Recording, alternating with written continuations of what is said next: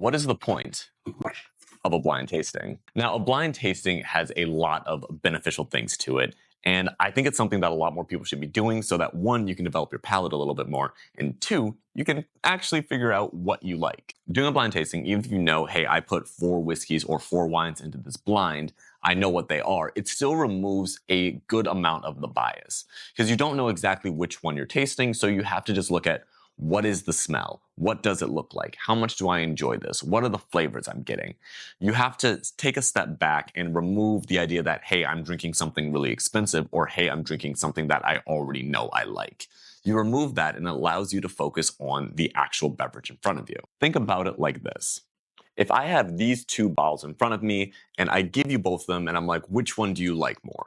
Most people are probably going to say, if you're a whiskey drinker, you like the Stag a little bit more. Or if I replace these with a Sonoma wine and a random wine from Ohio, most people are always going to pick the more expensive one because there's this perception that something that is more expensive is better. But that's not always the case. Sometimes the cheaper option you might enjoy better. So it's good to do a blind tasting and actually see which one of these do I actually enjoy when I'm not looking at the label, I'm not thinking about the story behind it, I am just thinking about what is in my glass and how much do I like it.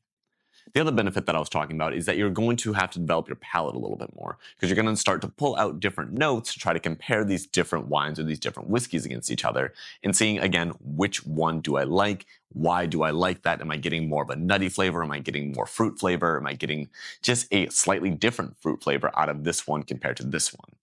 Doing these things is going to help you, again, develop your palate. It's also going to help you figure out what you like. And that's also going to save you maybe a little bit of money. It also could hurt your wallet if you end up picking the expensive one every single time. So if you haven't done a blind tasting, I highly recommend starting to try to do these more regularly and seeing what you find out about yourself. And it might save you a little bit. Cheers, guys.